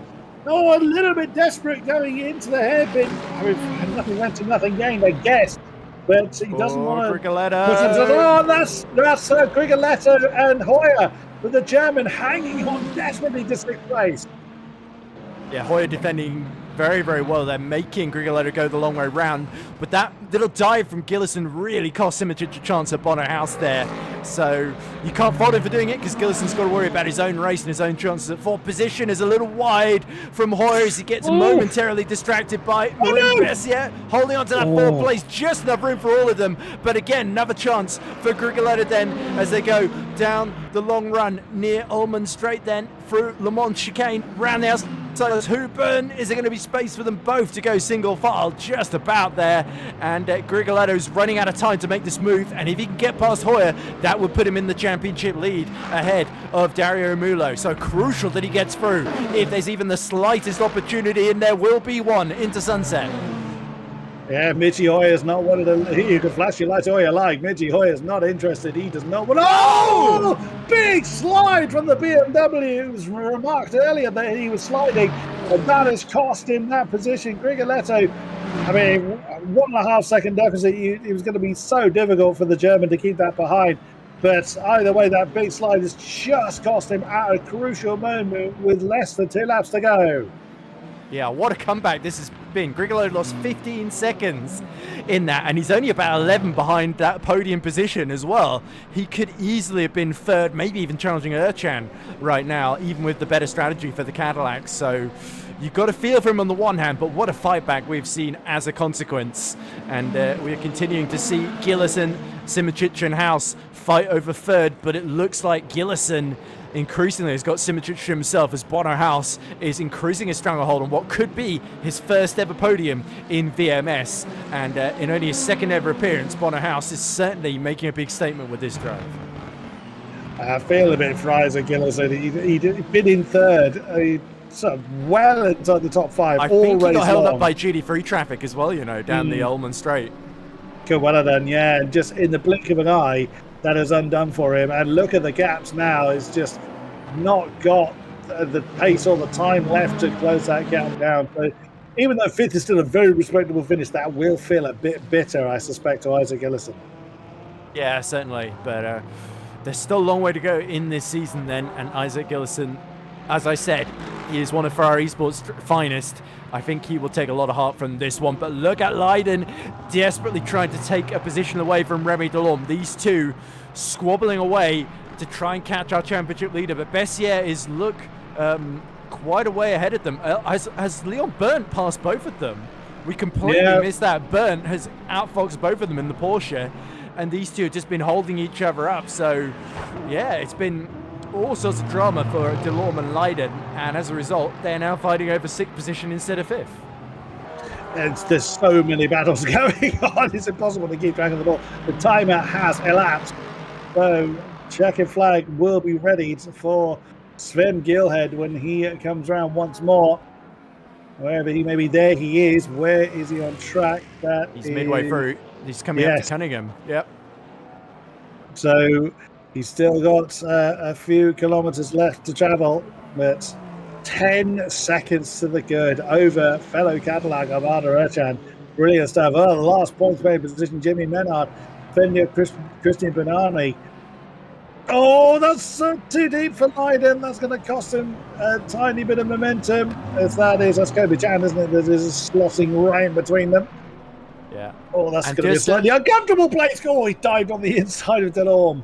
Anyway, let's give a bit of focus, though, to the man who's about to take his first ever VMS win in the Black. He's come second a number of times, been a bit unlucky, has Sven, but this time the Dutchman is not going to be denied. Round the final corner at sunset, he comes for the last time. He comes out of the night and into the light. Sven Gielhed wins for Cadillac here at Sebring in round 3. I think he's quite happy about that. quite rightly so. He did nothing wrong all race. Over the line is Arne Erchan to take that second off of Bono House. What a podium for him. Brilliant effort. Jenny Simijic coming home in 4th, and Isaac Gillison will round out the top 5 for the hypercars. Yes, so neither are top 2 in the championship in the top 5, surprisingly. No. Again, that's showing the very but sector of the season. Yeah, but there we go. Grigoloto does bank that 6th position and was only about 3 or 4 seconds behind in the end. So he was massively catching them at the end as we now wait for the last couple of hypercars to cross the line. Oh, was that Menard almost getting 9th position there from, I think that must have been Farinelli, I think. So Jimmy Menard does at least hold on to that final point span position. As where is Patrick Schindler? He must be out there somewhere. Still going. Still holding off Hearn. And here he comes. Patrick Schindler, the reigning champion. Opens his account, spectacular win here that gets him out of the 10th place in the championship and well into the top 5. Alexis Hearn takes his first podium, and so too does Nicholas Hupen, a triumphant arrival into GT3 in the Mustang. Yeah, very, very. What a series of battles we've had. There is your positions before steward intervention. Sven Gielhed absolutely did nothing wrong in that race at all, taking a very worthy win. Arne Erchan in 2nd, Bono House round the podium 3, Jenny Simijic 4th, Isaac Gillison 5th, Fabio Grigoletto fighting his way back up to 6th position, Michi Hoyer 7th, Dario Milo 8th, Francesco Adamo in 9th, and Jimmy Menard rounding out the top 10. Christy Bonani 11th, Roland Toth in 12th, Kobe Chan down in 13th. Oh, what might have been for him. And then the guest appearance of Matteo Bassan in 14th, with Daniele Farinelli in 15th. We lost just the sole entry of Marco De Bueno in the course of the race. Can I tell you what I love about this season so far, Chris, especially in Hypercar, is that it's always a different manufacturer that is the fastest, it seems. We started, the Ferraris were so strong at Portimao, then the BMW, Hoyer led so much of Fuji, it was incredibly strong there, and now suddenly the Cadillac is the car to have around the bumpy Sebring circuit. So, yeah, Lord knows what's going to be the quickest at Qatar. Could even be the Valkyrie for all we know. Yeah, very true. It's here are the GT3 finishing position. So Patrick Schindler fending off the advances of Alexis Heron for the win. And Nicholas Huben rounding out the podium 3. Marin Bessier 4th, Liam Band in 5th. Thomas Lydon in 6th, Remy DeLorme in 7th, Clement Arbois in 8th, William Giovannini in 9th, with Fabrice Sasovicny rounding out the top 10. With Miguel Rodriguez, the last running car, in 11th. We lost Valentin Kaukov, Sebastian Wunsch, and Niels Klinkemüller. I'm guessing they all were involved in the same incident. Sadly, we weren't able to see what had happened to those. Again, there's our hypercar finishes. As we mentioned, Sven Gielhed, I'm sure he'll be absolutely ecstatic with that win. Very well deserved. So yes, hopefully we will have the opportunity to speak to. Wow, 3 waiting. We have 3 waiting. Yes, so Sven Gielhed taking the win, Arne Erchan second, Bono Huis rounding out the top 3. Again, the only one we lost was Marco De Bueno right early on. So let's have a chat then. It's great that we're getting so many of our podium sitters in to have a chat with us. Let's do the reverse podium order for our hypercars first. Let's have Bono House in. Let's drag him into us now. Bono, were you with us? Yes, can you guys hear me? Loud and clear, sir. Well, what a way to make a stamp on the season, sir. I mean, sadly, we didn't see you in Portimao. You had a lot of fighting and came home a strong 7th. And then today, wow. And and you've raced in the esports stratosphere in a variety of different things. I know your name from McLaren Shadow. Give us your thoughts. What's running through your mind right now? First of all, just really happy with how that race went. Bit disappointed where I started. I think there was more in it, but then to come through the field was, of course, very, very rewarding, and in general, quite fun to be part of this series. It's good to drive on this game again. Sort of coming from R Factor all these years, and this sort of feeling the same. So I'm really enjoying it. These hour-long races again. Oh, great stuff. So you've had a whole variety of different kind of racing machinery. Was there anything particular that pointed you towards the Ferrari?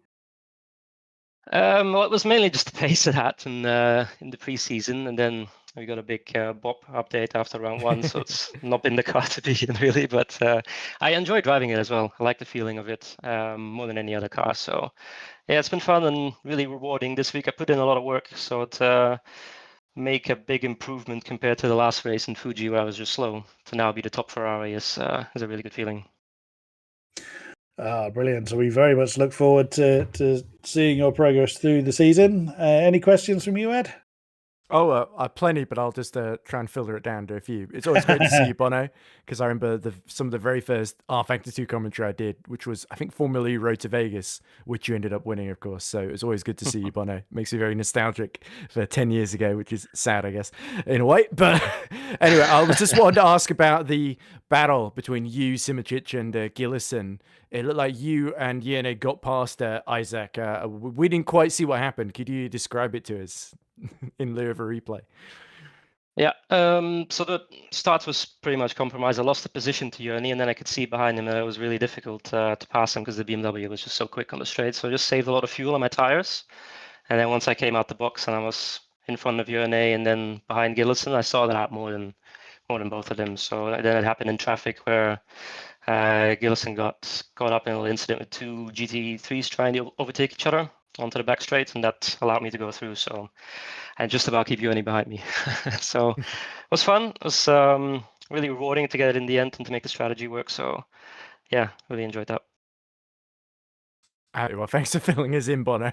I was about to say, I didn't ask for your race story, but that was still informative and nice to know. So more than just that one incident, but yeah.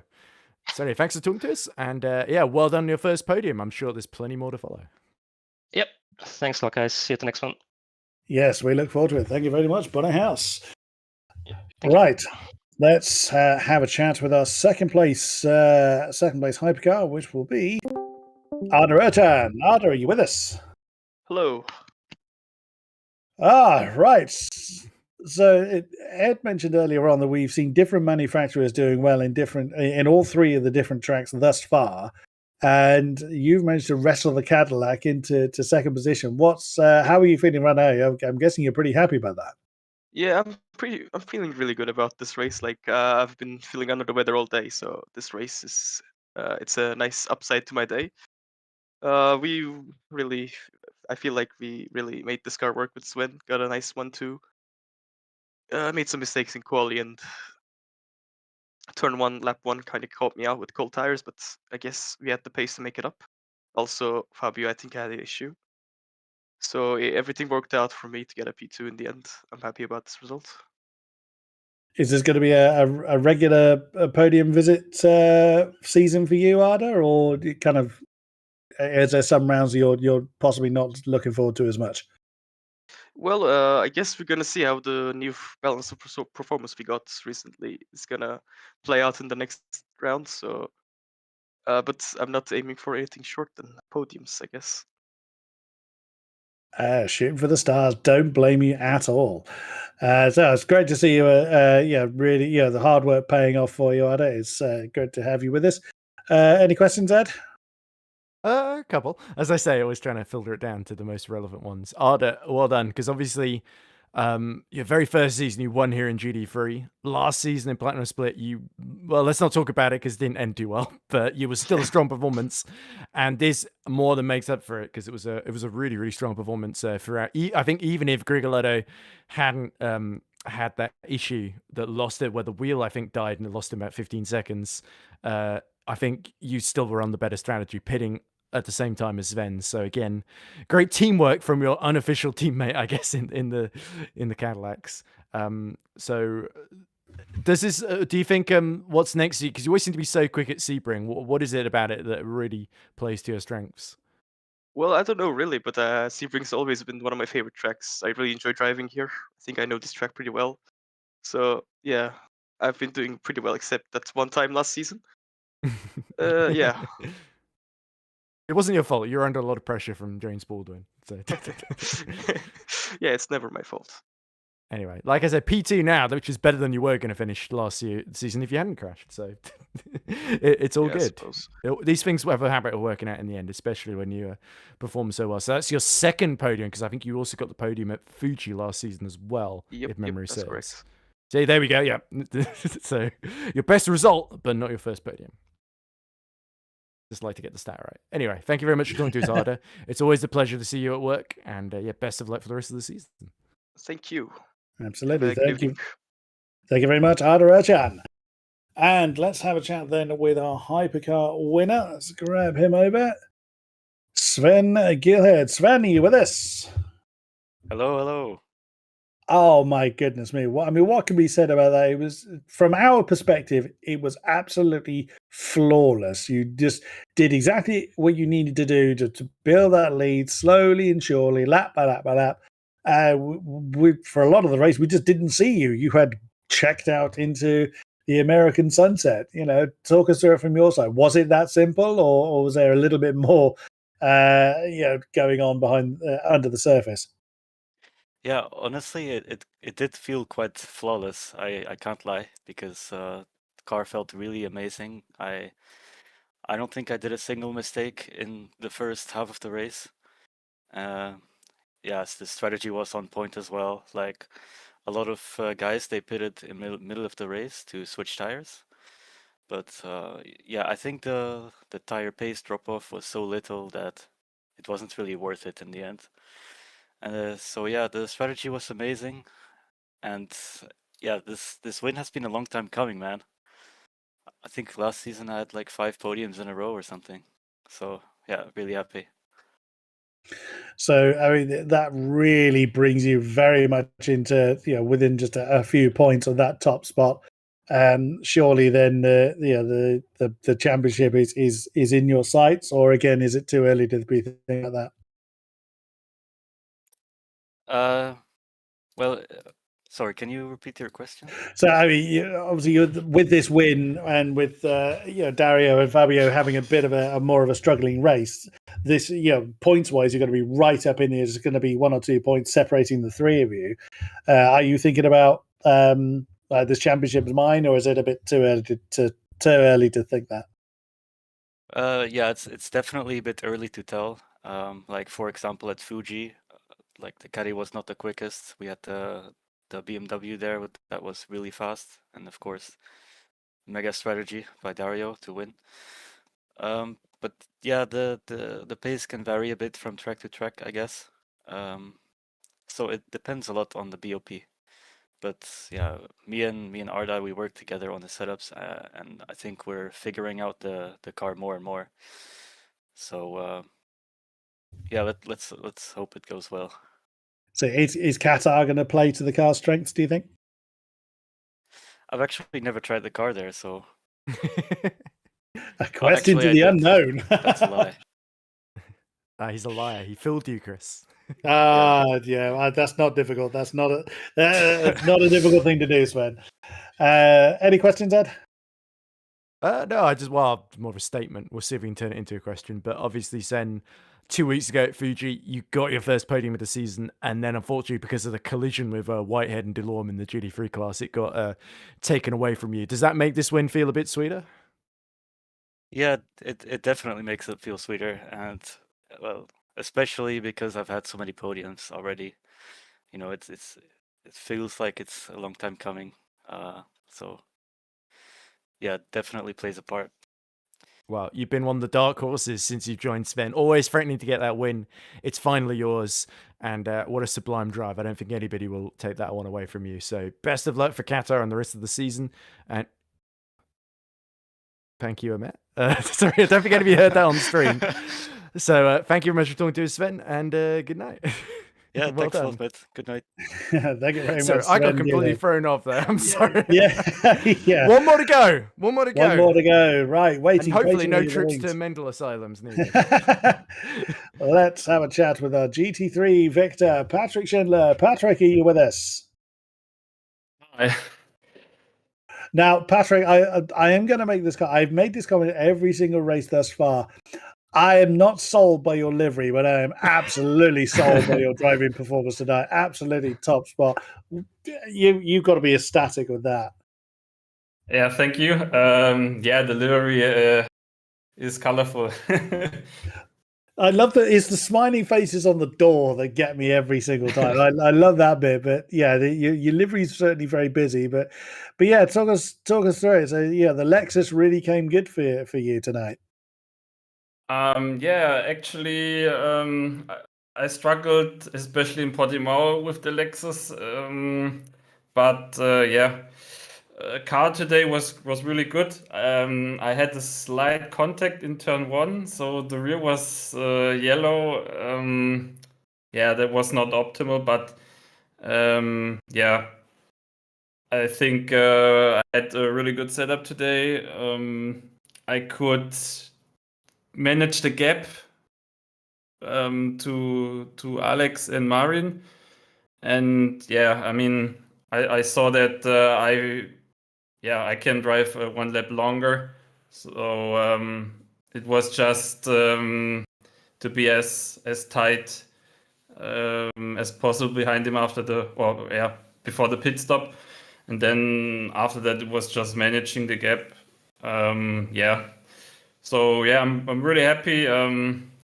Yeah, in Fuji I had the wrong strategy that killed me completely, but yeah, very happy today. That's brilliant stuff. And there are times I do try and say something in the native tongue of the drivers we speak to, and there's always one I have a German, which is simply "Toller Seiden." So, any questions from you, Ed? Dankeschön. Okay. Well, Patrick, I just want to say that obviously, didn't you win this race at Sebring last season as well? And Yeah. you did a very similar strategy as well to beat Andonovski by pitting a lot later than him.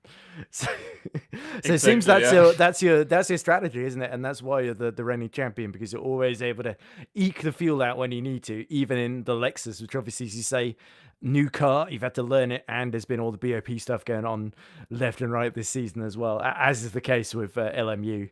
But yeah, after two slightly tricky opening rounds, you really need to come back, and on a day where a lot of your total rivals struggled a bit more, you absolutely took full advantage there. So you've got to be feeling confident going into Qatar. Yeah, the problem is that I think in Qatar and Spa the Essen will be definitely better. There was a BOP update, but nobody knows what happened there. But just from, let's say, from the results, also in Fuji and in Sebring, I think there are just slight changes, let's say it like that. So yeah, I'm not aiming actually for the championship because Fuji was too bad for that. That would have been the race where I should have be at the podium. But let's see. I think I have the same approach as last year, collecting as many points as possible, and then let's see at the end. I think that was always a good strat. It certainly worked out well for you so far. So never say never. We could be talking about reigning two-time champion Patrick Schindler at the end of the season if you keep putting in performances like that. So thanks again for putting on a great show, Patrick. I love watching you and Alexis fight for the lead. And I'm sure that Lexus is going to be smiling at us once more on the broadcast in these next few races to come. All right. Yeah. Thank you, guys, and have a good evening. Dankeschön, Patrick Schindler. Oh, that's my line. Okay. Well, speaking of lines, time for you to end the broadcast, Chris. Yes, absolutely. So thank you very much to those that have been with us either live or post-event. Your presence is always very, very welcome here. Thank you very much, Ed Hunter, for joining me in the box. Gosh, Struth, what a race. That was absolutely stunning from beginning to end. Thank you very much, Matt, for being in charge of the stream tonight. Great pleasure to have you on board with us. We will be returning in 2 weeks' time for Qatar, which, oh, wow, again, a very different type of circuit, less bumpy, but yeah, it's going to be quite a night to remember as we come over the halfway point in the season. But there's plenty of racing going on in between then and now. So that is the 2nd of November that the Platinum Split will be taking to Qatar. But in between then and now, the 26th of October, the Gold Split will be heading to Sebring. The Silver Split will be heading to Monza on the 24th of October. The Bronze will be heading to Fuji on the 31st of October. And the Challenger Series on the 22nd will be heading to Fuji. So plenty of racing between then and now. We hope to see you then. Until next time, thank you very much and good night.